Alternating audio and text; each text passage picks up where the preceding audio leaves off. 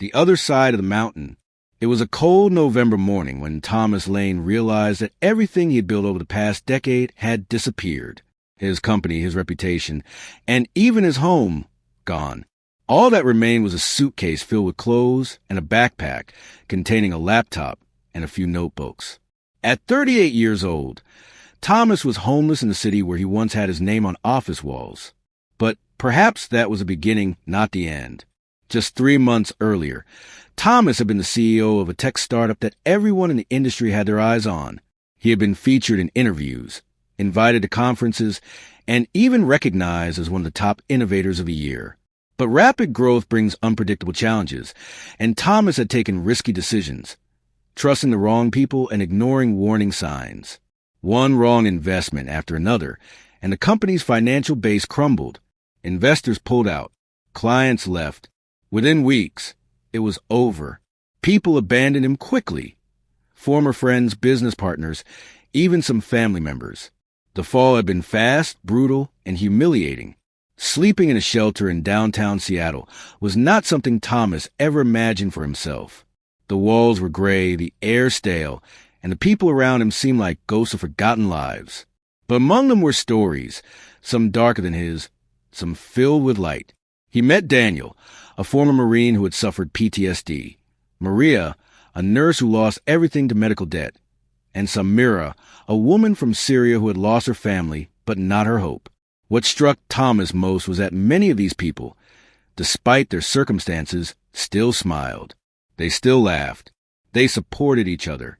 They built small communities of kindness. And Thomas, for the first time in years, began to listen, to really listen. He took notes. He started writing down what he heard, what he learned. And gradually, something began to change inside him. After 2 months in the shelter, Thomas found part-time work at a public library. Thanks to Samira, who had become his closest friend, he helped organize events, clean shelves, and assist people at computer desks. It was during these shifts that Thomas started volunteering to help job seekers with resumes and interview prep. Many of them didn't have access to LinkedIn or knew how to write a compelling CV. Thomas taught them what he had once used to lead companies. One of the librarians, Sarah, noticed his commitment and invited him to speak at a local college about resilience and failure. They need to hear from someone who knows what it's like to crash and burn and rebuild, she said. At first, Thomas hesitated. He was ashamed, but something told him this was a first step back up. The lecture room was modest, with about 30 students, most of them business majors. Thomas walked in wearing the only suit he had left, slightly worn but clean, and took a deep breath. He spoke with honesty, not about his success, but about his failures, about pride, about ignoring advice, about learning the hard way. But he also talked about hope, about how real strength isn't shown when you're winning. It's shown when you refuse to stay down. The room was silent when he finished. Then applause, longer than he expected. That night, 2 students reached out via email to ask him to mentor them. A week later, Sarah helped him publish an article on the college's blog. It went viral. Over the next year, Thomas built something entirely new. Not a tech company, not a star chasing millions, but a project called The Climb. It was a community platform that offered free resources for people trying to rebuild their lives. Courses, coaching, forums, and stories of resilience. He partnered with NGOs, schools, and shelters. He invited guest speakers from various backgrounds, people who had overcome adversity and found new beginnings. Samira became a co-founder, and Daniel helped design a veteran-focused module. Maria, now recovering financially, volunteered as a health consultant for people in crisis. They didn't make millions, but every email they received from someone who had found hope through the climb was worth more than gold. 2 years after hitting rock bottom, Thomas stood on a TEDx stage, giving a talk titled, "Why Failure is the Greatest Gift." His story had reached international audiences. He was invited to conferences not as a business genius, but as a human story of resilience. He had become a best-selling author, but more importantly, a mentor to thousands.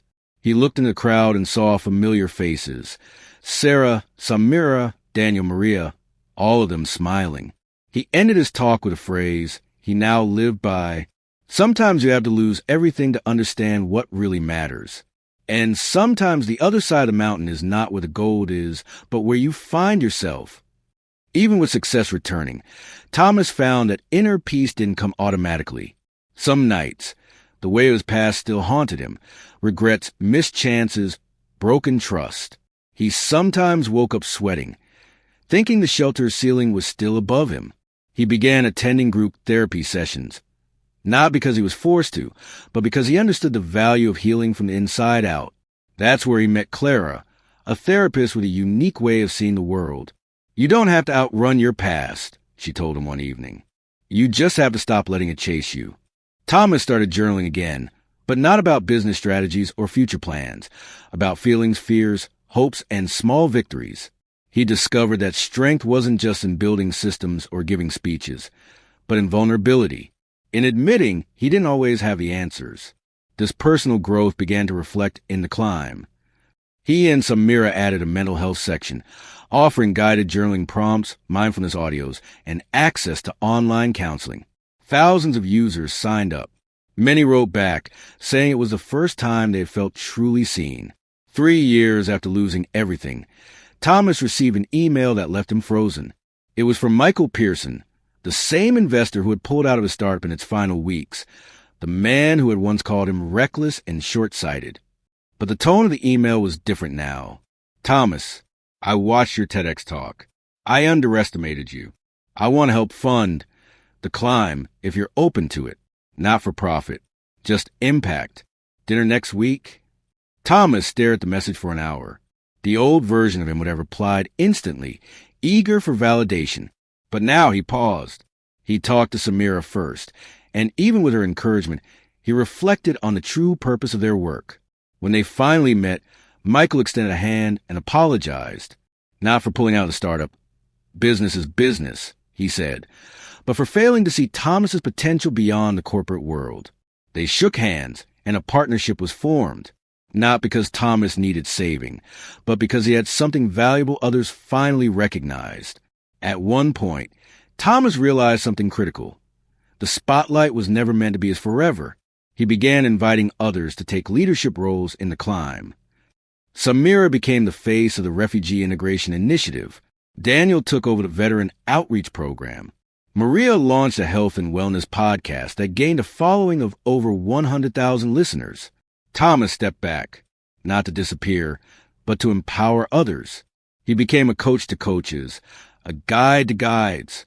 He often said, the real success is when the people you help grow strong enough to help others. One day, he watched a live stream of a 22-year-old named Carlos, a former homeless youth who had rebuilt his life using the climb's tools. Carlos was now mentoring others, standing on a stage in Buenos Aires. Tears welled in Thomas's eyes. He had never even met Carlos, but his story was proof that the mission had gone far beyond his own journey. On the 5th anniversary of losing everything, Thomas wrote a letter to himself, not the man he'd become, but the man who had just hit rock bottom. Dear Thomas, 2019, I know you're hurting. You feel like a failure, like a fraud, but you are about to begin the most important chapter of your life. You'll discover who your true friends are. You'll meet people who show you what courage and dignity look like. You'll learn that success has nothing to do with applause and everything to do with purpose. You'll lose a lot, but you'll gain more. Trust the fall. It will teach you how to climb in a way you never imagined. Hold on. Thomas, 2024. The climb eventually grew into a global movement. There were local chapters in over 20 countries, volunteer networks, and translated content in 12 languages. But Thomas never called it an empire. It's a lifeline, he always said, a community for anyone who ever felt like they didn't belong. He still walked to the same library every Friday afternoon and held free mentoring sessions. No media, no promotion, just heart. People often asked him why he didn't start a new company or chase profit again. His answer was always the same. I already have everything I need. I have meaning. At age 45, Thomas took a sabbatical, not because he was tired, but because it was time for others to lead. He and Samira traveled across Southeast Asia, Africa, and Latin America, meeting local leaders of the climb. They documented stories, filmed interviews, and shared the tales of transformation. And one evening, on a quiet mountain in Bhutan, he looked at the sunset and whispered, "The other side of the mountain was never about success. It was about finding peace." He smiled. He finally understood. The end.